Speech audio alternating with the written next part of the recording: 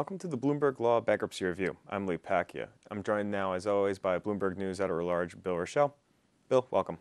So we have Harrisburg and Lehman on the menu today. We'll start with Harrisburg. Looks like we have further developments in the capital of Pennsylvania's Chapter 9 bankruptcy case. What do you have for us? Well, don't look too good for the 4 members of the City Council who voted for Chapter 9 bankruptcy.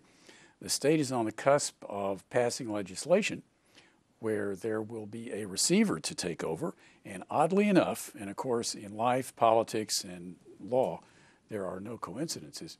If everything goes according to the way it looks like it will, the receiver will be on board in time for a bankruptcy court hearing on the 23rd of November to stand up and tell the judge, like Emily Latella, oh, never mind, and ask the judge to dismiss the Chapter 9 petition. Mm-hmm.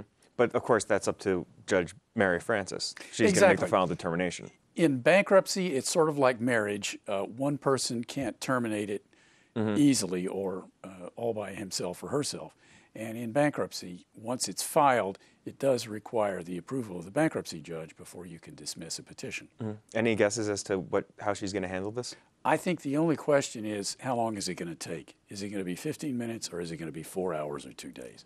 That, I think, is about the only issue. So you think it's going to be hard for this case to remain in the system? Probably so. It looks like the odds are stacked against him given various features in Pennsylvania law. Okay. Let's take a look at Lehman Brothers. We were speaking earlier today about how Lehman Brothers' bankruptcy case is continuing to dominate the claims trading space. They're still making up by a large measure the majority of claims traded.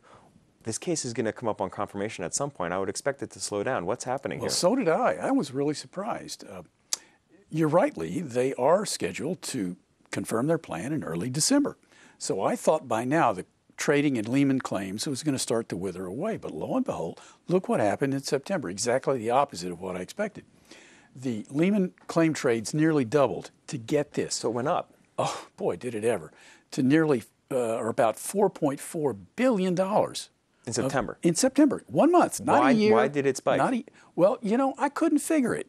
I just couldn't figure it at first. And then I thought a 2-syllable word, WAMU, Washington Mutual.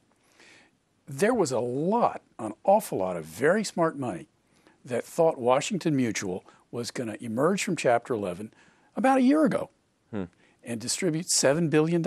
Well, it ain't happened. On 2 occasions, the bankruptcy judge refused to approve a plan, and they're still there.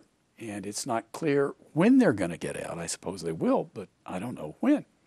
Now, if you hold a large or any size Lehman claim, you might say to yourself, goodness gracious, I don't want to get caught in that same mess.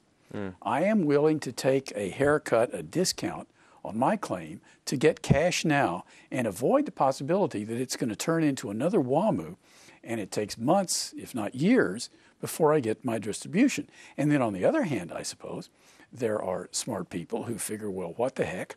I think this one is going to be unlike WAMU. It is going to get done, and so therefore I will bet that it happens quickly by the first quarter of 2012, so I'll buy tons of claims.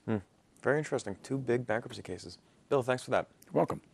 As Bloomberg News editor-at-large Bill Rochelle. If you'd like to learn more about the cases and issues we just discussed, go check out the Bankruptcy Law Report on BloombergLaw.com. You'll find Bill's daily bankruptcy column there as well. I'm Lee Pacchia. Thanks for watching.